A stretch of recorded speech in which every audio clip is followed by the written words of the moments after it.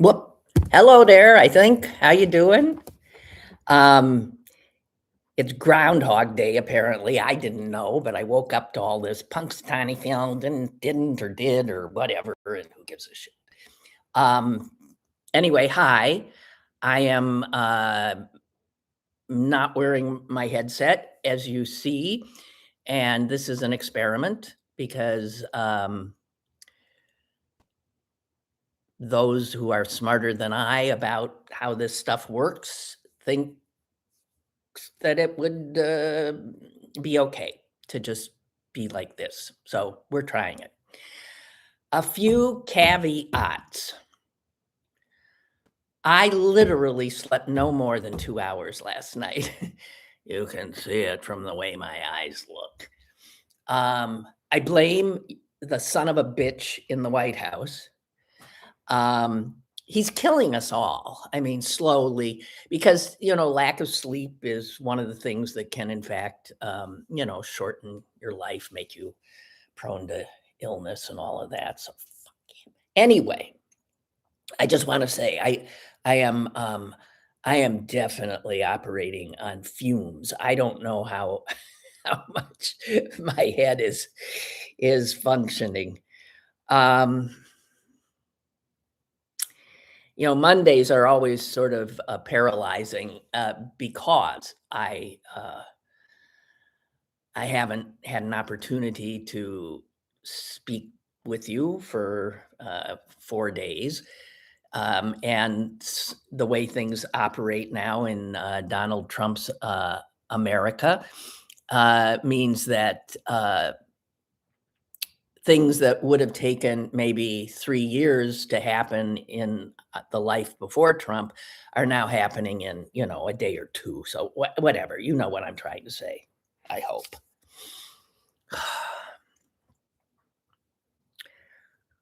Let's start off easy, okay? Um, I think I've mentioned that I have a correspondence of decades with a man who is serving life in prison. He went in at the age of 18 and he's now in his 70s. He will never get out. And he's in for a heinous crime. But that correspondence has just, he sends me the most fascinating things because his head is a very hungry head, and he's a polymath. There's nothing that doesn't interest him, and when he's interested, he then digs in.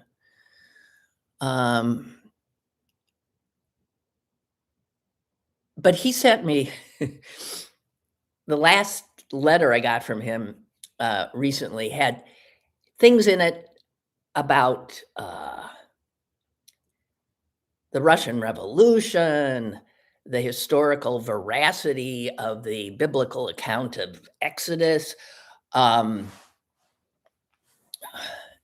the way a certain moth migrates, clearly using the stars, migrates long distances, using the stars. I mean, I learned so much from him. But he also had this little thing about the League of Nations, that international organization that preceded the United Nations. And the League of it was a snarky piece written in 1941 about how the league that had been started to make sure that war didn't continue in the world and countries could work things out in a reasonable way. It was like this compilation of all the horrific wars that had occurred since the League of Nations was founded. But it put me, and then the guy, said to me, "I wonder if the United Nations will have an equally, appalling record." Um, and it put me in mind of, how your memory gets jogged. I once did a video. I worked on it for months and months and months for my father's, I think it was his 70th birthday. And in the course of doing it, I had to immerse myself in his life. And one of the things I found out that I hadn't known is that in July of 1945, my father, who was an ensign in the US Navy serving in the Pacific theater, um, somehow, I guess, managed to get a leave. And he excitedly wrote my mother, who was in Chicago, and said, "I'm going to be able to be in San Francisco for, I don't know, 5 days, whatever, 3 days, and please get there." They hadn't seen each other in years. I can't even begin to imagine, yeah, that. They were newlyweds, and he goes right off into this horrific war. And she took a train, crossed the country, and met him. They reunited in San Francisco, and she told me that they watched from their hotel window as President Harry Truman rode in an open car waving at people on his way to the conference that founded the United Nations. So that happened in that same time, July 1945. And in putting this video together, I actually came across a historic video of Harry Truman waving. Well, because I worked at WTAE, and Hearst, which owned WTAE television, had an extraordinary library of historic video film. And so I was able to include that in the video. Yeah, they saw Harry Truman, yada, yada, yada. What I didn't realize, and I'm not sure who pointed it out to me, is if you take July of 1945 and you go forward 9 months, you get the birth of my brother, Bill. And so I was thinking, how many people can like pinpoint where they were conceived, when they were conceived? And it's so clear because my parents couldn't get together very often. There was that one, I don't know if it was a weekend or a few days, that also was the beginning of the United Nations, but clearly the beginning of our family as we know it. I don't know. I just found that interesting. Any of you have a sense of where and when you were conceived? Because I don't. I actually, once I started thinking about this, I just started doing back. So I was conceived somewhere in April. I'm assuming it was in their first house on Roosevelt Street in Green Bay, Wisconsin. But you don't know, most of us. Okay, so there was that. Just starting easy. And then there was this thought I had this morning, uh, in my sleep-deprived state. I don't remember what made me think it,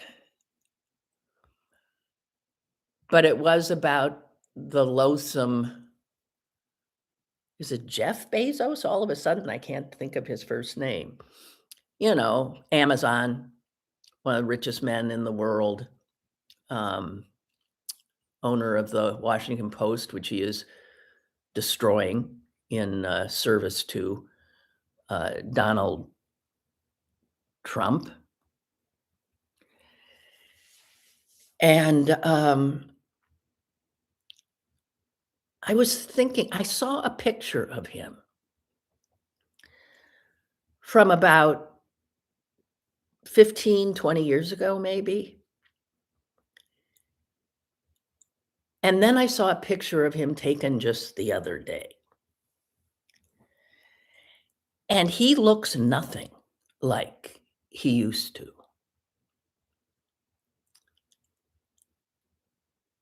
He thinks he looks better now. He's buff.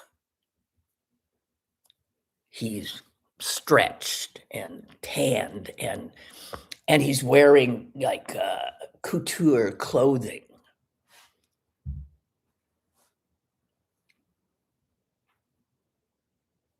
And the way he looked before, the way he really looks, he looked like like a nerd. I mean, he just looked like a nerd, fine, but he looked human. And it occurred to me that it's not just the women in this magosphere that go through these physical transitions to become that they have to look a certain way. It is the men too, because Bezos has done to himself what so many women do. And if you put the before and afters together, it's just remarkable. They've gone from looking like human beings to looking like these grotesque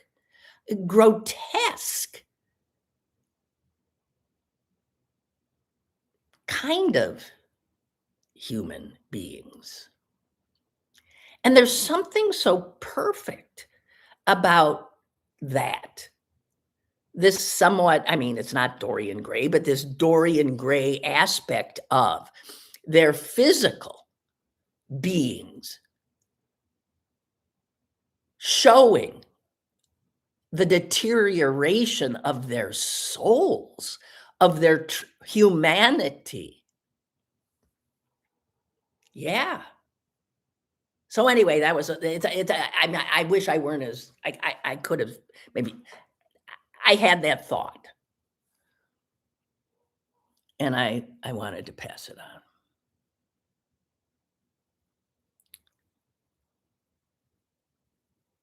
on. Okay, guys. So, oh, one other quickie. So last time I was with you, was that the time that Blue and I did our rendition of the Star Spangled Banner, I think.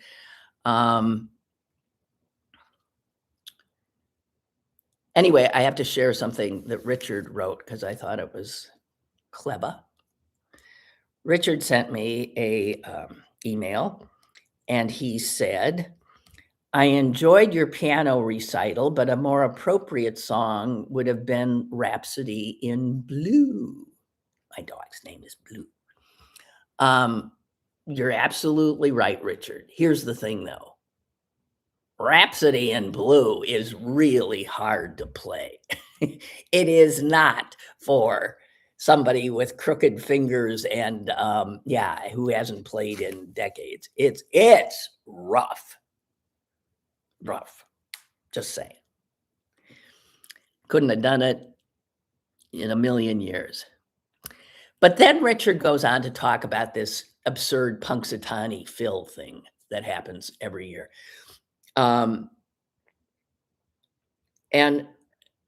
in that regard, I want to say that I saw that as many as 40,000 people descend upon Punxsutawney, PA on February 2nd every year to see that rodent pulled into the air. And that happens like at 7:30 in the morning. It happens a little bit outside the city at a place called Gobbler's Knob. And there's very little parking. So most people have to literally trudge 2 miles in the dark to get anywhere near the state. What is with people? I mean, I could see maybe doing something like that, getting up at an outrageous hour, no matter how cold it was, trudging 2 miles to get a good, good seat or a good place to see some amazing thing. But a fucking rodent being pulled out of what is he pulled out of? Not out of a hat, is he? No. But the guys who pull them out wear hats. So anyway, top hats. So anyway, Richard wrote this, and I just want to share it with you because I thought it was cute. We owe Punxsutawney Phil a thank you for keeping the top hat alive for one day a year. And then he says that in Yiddish, it's known as a cylinder, which is a perfect name, T-Z-Y Linder, cylinder. But it was first made, the top hat, in 1793 by George Dunnage. And Richard says, it is said when he wore it in public, he caused a riot. Only 3 men, Richard says, have ever made it look stylish. This is Richard's opinion. You may agree or not. He says JFK, Freddie the Freeloader, and you have to be of a certain age to even conjure the image, and he says Frosty the Snowman. Richard says even Fred Astaire with all his class looks silly wearing one. I thank you, Richard, for that. It's a cute observation. I would argue that somebody who pulled off the top hat amazingly, because the top hat it gives you another 6-7 inches in height, was Abraham Lincoln. Because that incredibly tall guy, when he put that on, he would have been 7 feet tall easily. But I thought he had the size and the sort of already vertical thing to handle that. I'm just just saying. Okay, you guys, I'm looking at yeah. Oh my God, Rust Belt says, I've been in Punxsutawney for Groundhog Day. You have? It's crazy and fun. They have a ton of people there, and I think they have shuttle buses. Yeah, they did say that, going from town so people don't have to walk out. But the thing is, 40,000 people don't get anywhere near being able to see it. So they have you end up going all the way out there and then looking on a screen to see what you can't see, which is happening in front. I don't know. To me, it's just like, but I'm a party pooper. I am a well-known party pooper. My friends would tell you, definitely not. I would never. And here's the other thing: 40,000 people descend on a town that has fewer than 6,000 people. Whoa. Crazy. I don't know. Okay. Well, that's pretty good. I've taken a, you know what.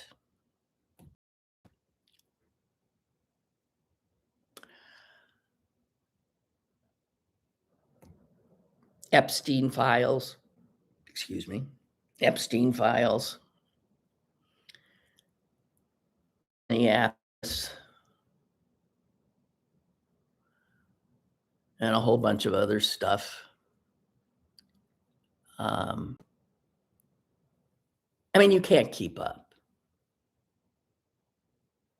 Trump closing down the Kennedy Center. First, he takes it over, makes himself the chairman of the board, and puts his name, despoils it, the very reason it was built to honor another president, not him. What's he going to do? Put Trump, his name Trump, at the top of the Washington Monument? Anyway, so he's not closed it because no one will perform there. And even when someone's willing to perform there, no one shows up to see the performance.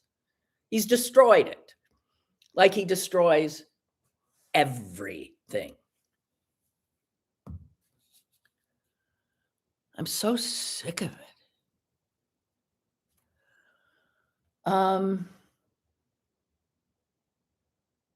So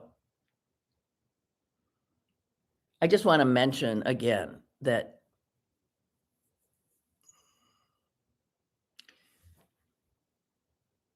not only is he hell-bent on building this revolting ballroom, destroying the symmetry and everything of the White House, but he fully intends to put up some kind of triumphal arch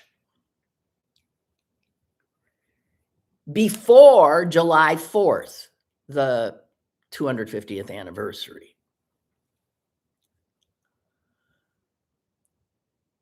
And have you seen pictures of what it's supposed to look like? Good God in heaven. It's grotesque, as you would have assumed. I mean, it is so grotesque. But here is the other thing. It's huge. Now, knowing how long it takes to build stuff, at least seems to take a very long time to build stuff. How the hell is that grotesque arch, I guess, that will dwarf the Lincoln Memorial? It'll be like across the Potomac. I've seen a map. It will dwarf the Lincoln Memorial. The Lincoln Memorial is about 100 feet high. His arch is well over 200, I think 250 feet. It's grotesque. It will alter the landscape, obliterate again, these are seemingly little things, right? In the scope of the destruction that's going on. But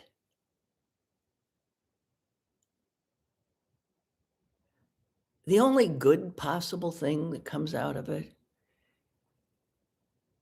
is this neediness of his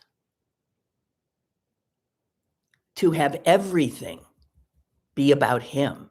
In fact, a reporter on Air Force One asked him, "So who is the arch for?" And Trump's reply was, "Me." That was the reply, "Me."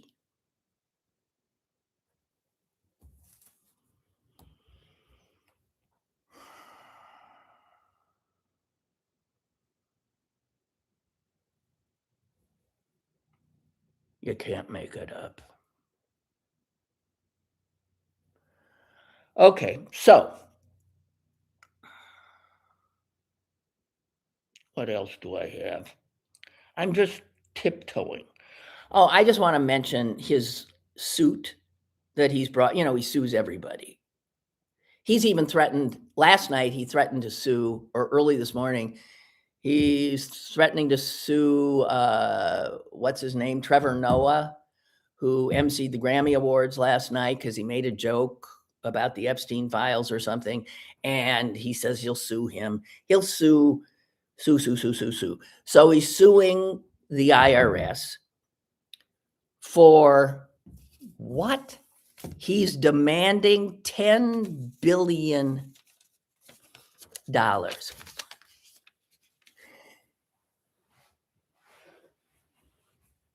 That'd be our money, guys. Yeah. Like he needs it. $10 billion for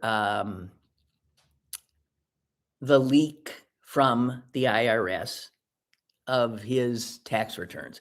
Now, normally presidents and presidential candidates put out their tax returns. It's been what people do, showing transparency. Here's who I am. Here's what, and of course he refused because he's a thief. And someone at the IRS leaked them, and that person is in jail right now. But he's suing them for $10 billion. And to say that that's a conflict of interest is he appoints the head. Whoever's at the IRS right now is his guy. So he's suing his guy. I've got to find this thing where he then again is asked, well, Mr. President, isn't that a conflict of interest? And he says, you can't make it up. You can't make it up. He says, I'll find it. Don't worry. He says,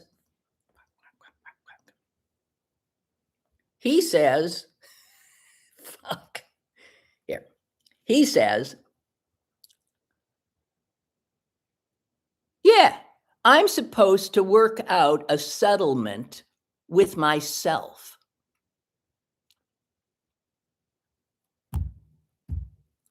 I'm supposed to work out a settlement with myself. We could make it a substantial amount. Nobody would care because it's going to go to numerous very good charities. Oh, yeah, sure it is. Unbelievable. The brazenness of the corruption, just mind-blowing. Somebody said this, let me find it, about it, like a guy who has some understanding of ethics and things like that. He said, oh, Cullen, come on. God damn it, God damn it, God damn it. Okay. Well, he said, you can imagine. Fuck, I can't find it.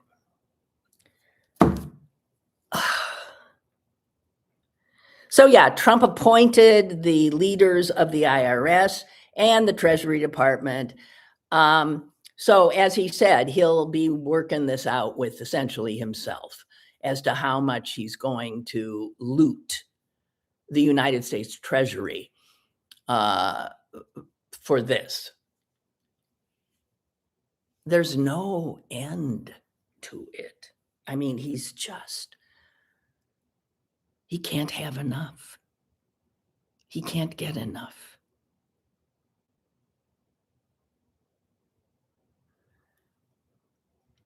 So the only really good news is that traumatized little boy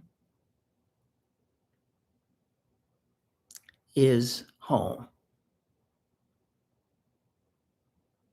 By the way, they will keep trying to take him and his parents. That little boy is home and clearly traumatized.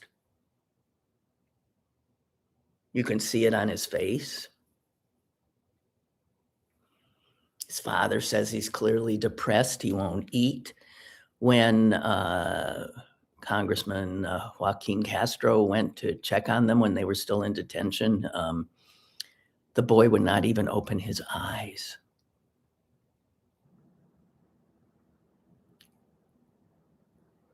So the judge who ordered his release, and perhaps you've seen this. I want to thank Kurt for sending me the full opinion and order from the judge, whose name is I think Brearley. And I want to read some of it to you because this doesn't read like most judges' orders. And frankly, guys, some of what judges are saying in these cases is just, well,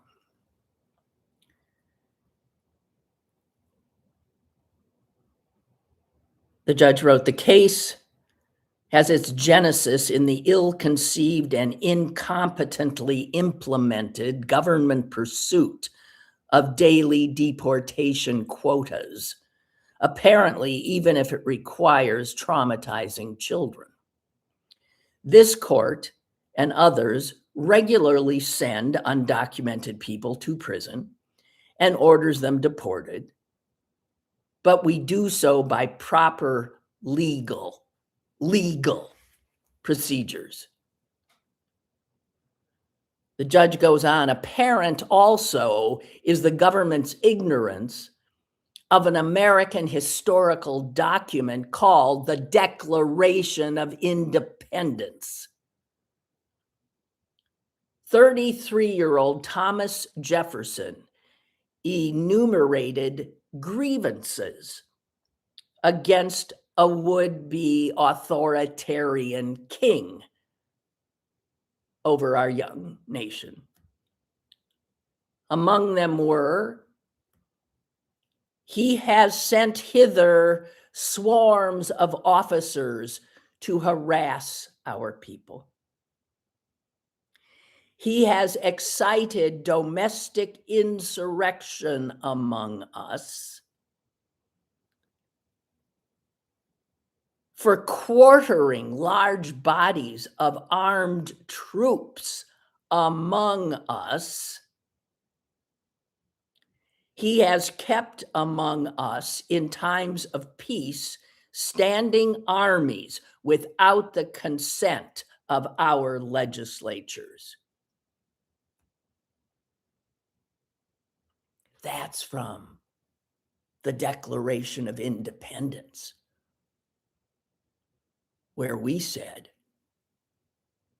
we are not going to take this,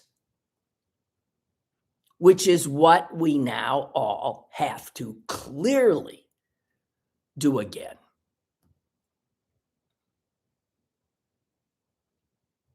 And the judge goes on and says, and then there is that pesky inconvenience called the Fourth Amendment.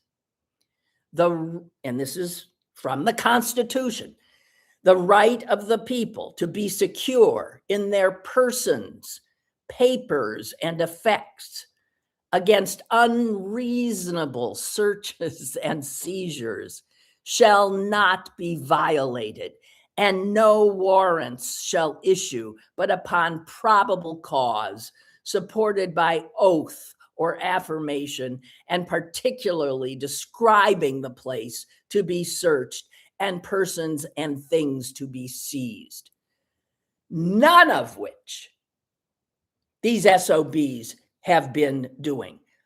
They are clearly acting outside the law.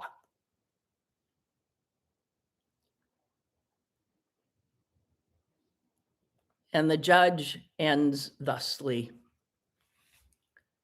civics lesson to the government. Administrative warrants issued by the executive branch to itself do not pass probable cause muster. That is called the fox guarding the hen house. The Constitution requires an independent judicial officer. Accordingly, this court finds that the Constitution of these United States trumps this administration's detention of petitioner Adrian Arias and his minor son.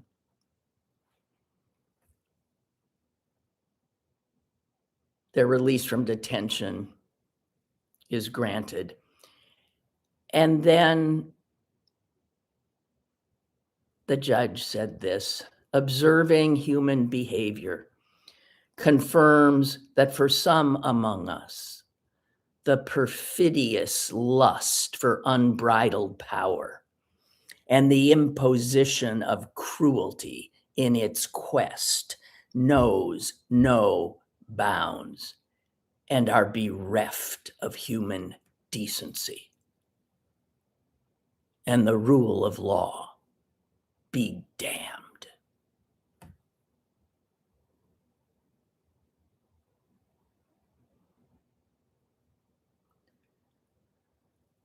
There's a little more, but I'll stop it. So he says, with a judicial finger in the constitutional dike,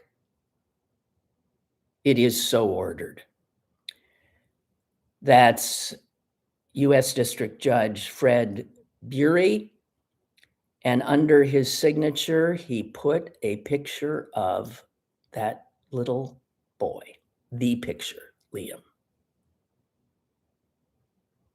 with his blue bunny hat and his backpack. And then under the picture, he has two biblical sites. The first, Matthew 19, verse 14. Jesus said, "Let the little children come to me, and do not hinder them, for the kingdom of heaven belongs to such as these." And also from John, cited as the shortest verse in the English Bible. It simply reads, Jesus wept.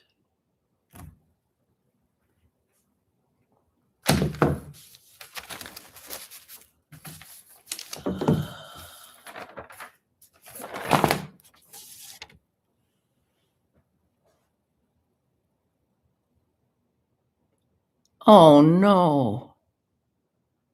Oh no. I'm sorry. Brian is writing in chat that you did a show on QED with Chris Moore. Yeah. He is in declining health and announced his retirement yesterday. He fell off his chair at the end of the show. Oh, God.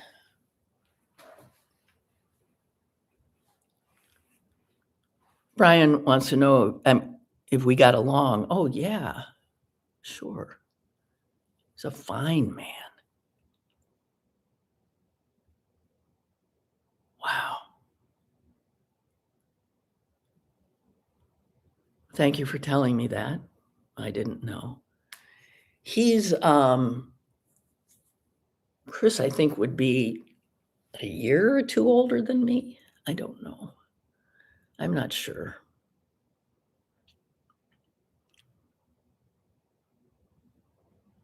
I was always most astonished by his ability to keep his cool. Something that, of course, escapes me. I have no such ability. Um, but I don't remember him ever raising his voice when speaking his mind. Wow. Well, prayers to Chris, and I hope he's in good care. And in fact, what? Yes.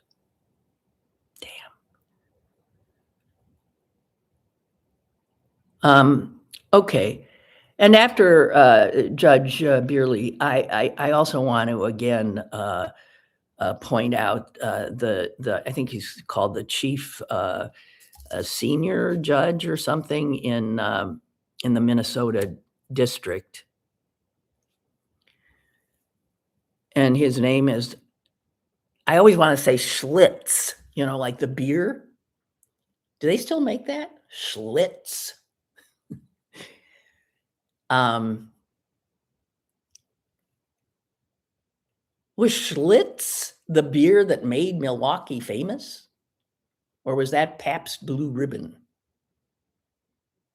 I'm trying to remember. I don't know. Schlitz. But his name isn't Schlitz. It's Schultz. Schultz. There's just a little two letters that are transposed. But this is the guy who, he's the one who ordered that the head of ICE show up in his court and explain why the hell they are violating every order that the courts give and why they should not be held in contempt. In fact, he made a list of 96 court orders that ICE had violated. They were told, here's what you got to do. And they don't. 96 court orders that he was aware of. And Schultz said this list should give pause to anyone, no matter their political beliefs, anyone who cares about the rule of law. He said in January alone, in that 1 month, ICE violated more orders than some federal agencies have violated in their entire existence. Because in a country where there is rule of law, agencies, when given an order, follow it. That's how it works. That's how it's always worked. But this is a lawless administration. And of course, the Department of Homeland Security simply said of him, it's just a diatribe from an activist judge.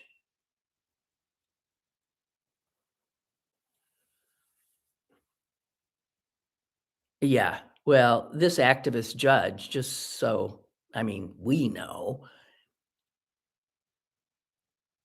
was Antonin Scalia's right-hand man. He was his clerk for years and years and years.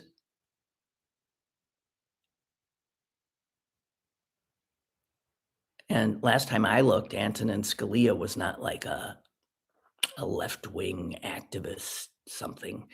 And this guy worshiped Antonin Scalia.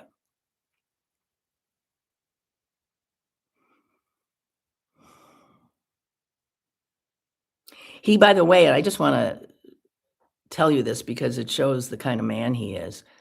He is best known for an article he wrote for a law review, Vanderbilt Law Review, in the 90s.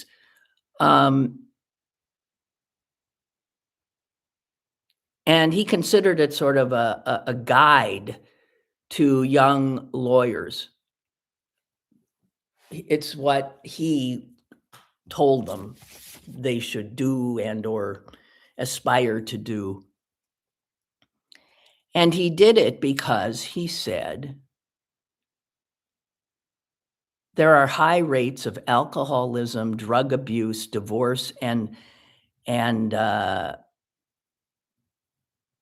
mental health struggles pervasive among people in the legal industry. And he says because so many people are miserable in their jobs. And so in the article, he said, don't let money become the most important thing in your life. No one ever told Donald Trump that. Don't let money become the most important thing in your life. Don't fall into the trap of measuring your worth as an attorney or as a human being by how much money you make.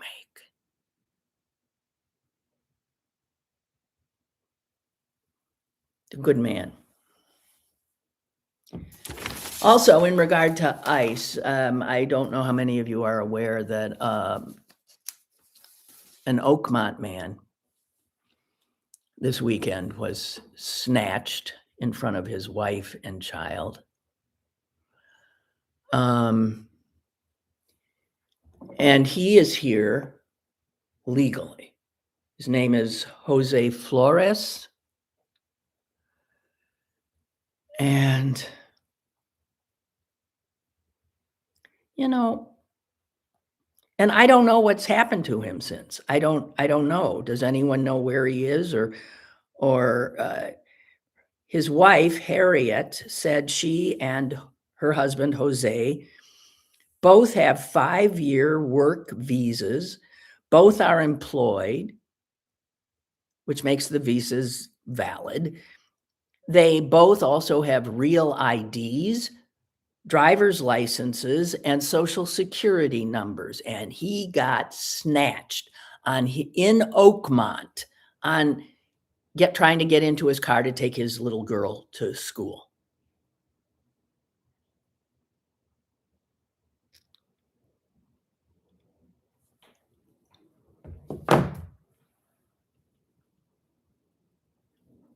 Oh, God.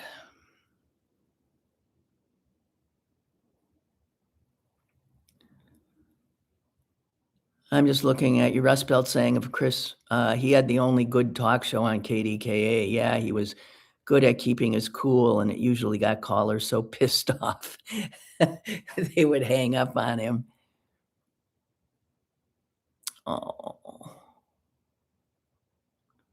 Watchman says, I saw him on camera during the first hour of his show, and he didn't look well. He's such a trooper, though. He's a tough man. Vietnam War veteran.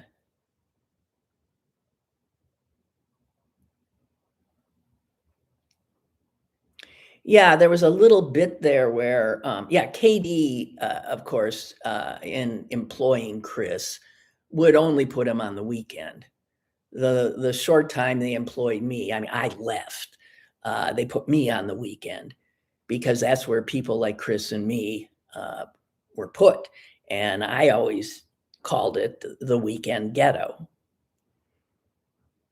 I don't know how he managed to keep his cool to even work in that fucking place.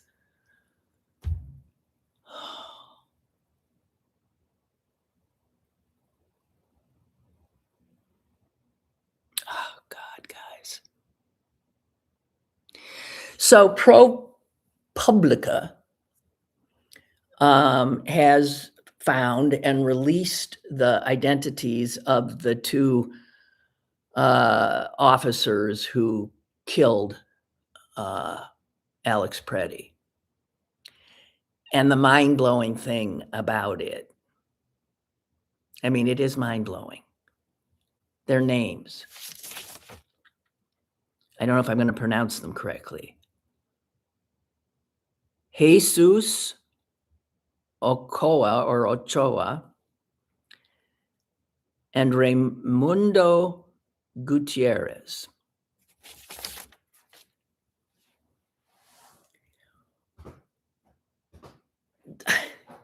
Obviously, two men of Hispanic, Latino, whatever you want to call it, origin, as their names suggest, who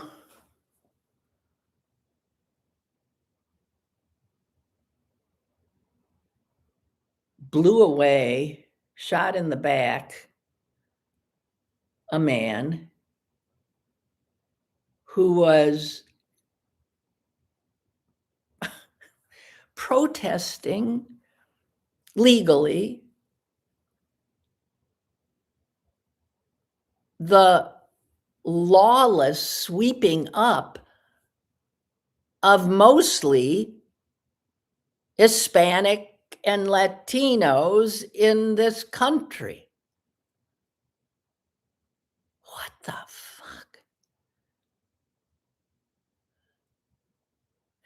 It's like people like that, you can't comprehend it. It's like I, as a Jew, cannot comprehend Jews in this administration. And there are plenty of them. And the worst of all, obviously, Stephen Miller. How a Jew becomes a Nazi.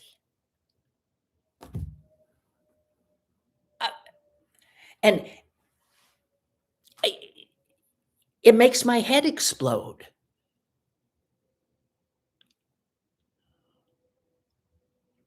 There's a level of self-hatred. There's a level of somehow, I don't know. I'm just babbling. I don't know.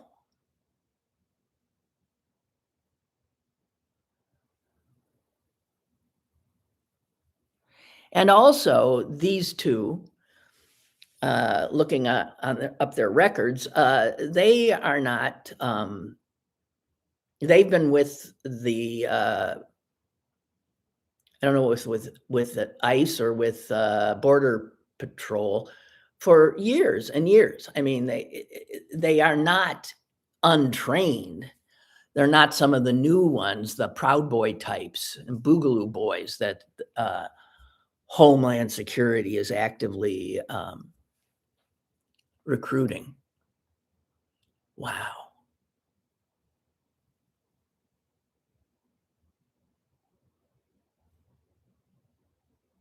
Unbelievable. Yeah, Jesus wept.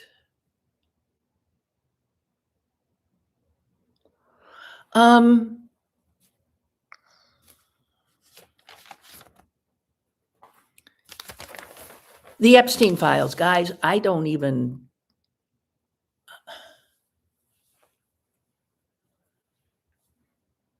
a few things from a New York Times piece. Bill Gates, wow. I have to tell you that one, yeah, because Bill Gates, as one of these, uber rich people, always struck me as better than most of them in that he was exceedingly charitable, he and his wife, Melinda. And I felt that his charity work was, I mean, you give it these other sons of bitches who, so Gates, I always thought, well, you're better than most of them. But no, the reason she divorced him was his sexual peccadillos, and including his hanging with Jeffrey Epstein. And one of the things that came out in it, those release, is that Epstein offered to help Gates after Gates clearly got a sexually transmitted disease. Actually, the quote from the files is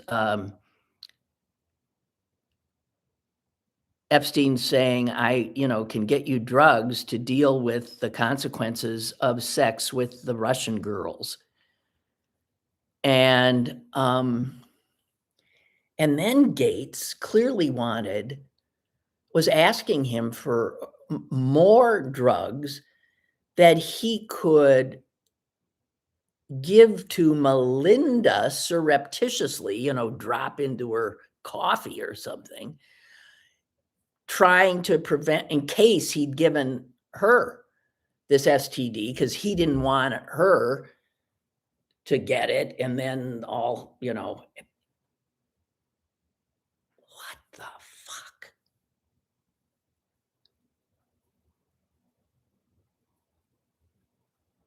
And then Richard Branson.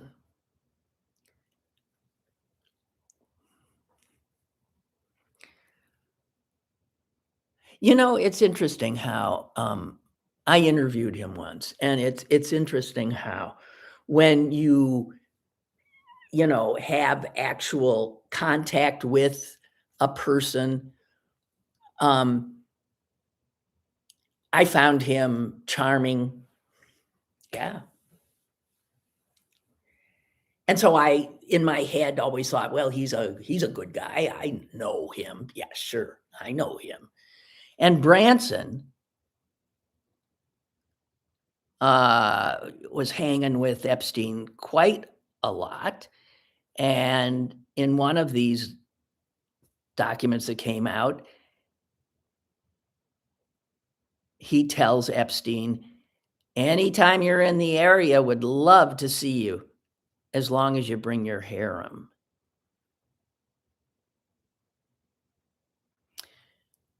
One of the owners of the New York Giants,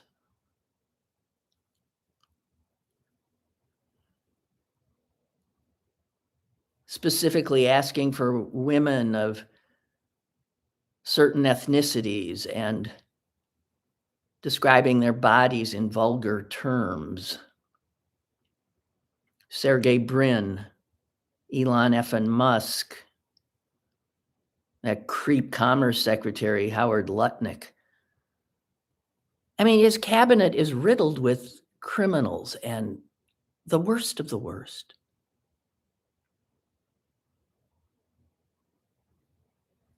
Oh.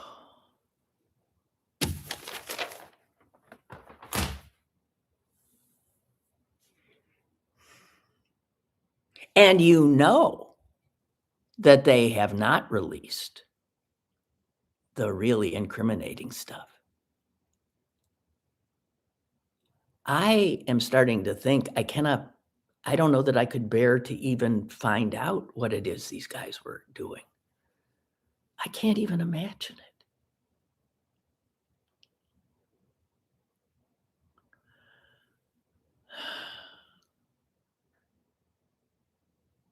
Okay.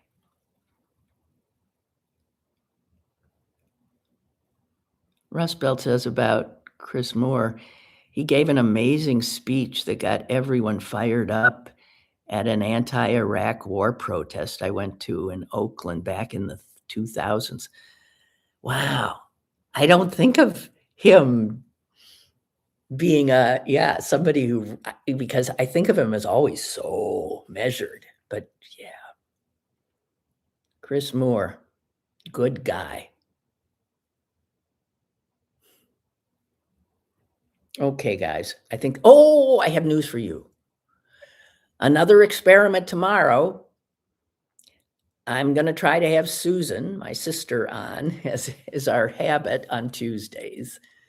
Not through the usual channels, but we're gonna see if this works, and if it does, Susan can come back, although I still can't take calls. But the chat is doing really well. Whatever. So that's it. Thank you so much. I'm gonna try to go to bed. So I'm barely hanging in there, guys. Okay, so thank you so much, and see yins tomorrow. Okay.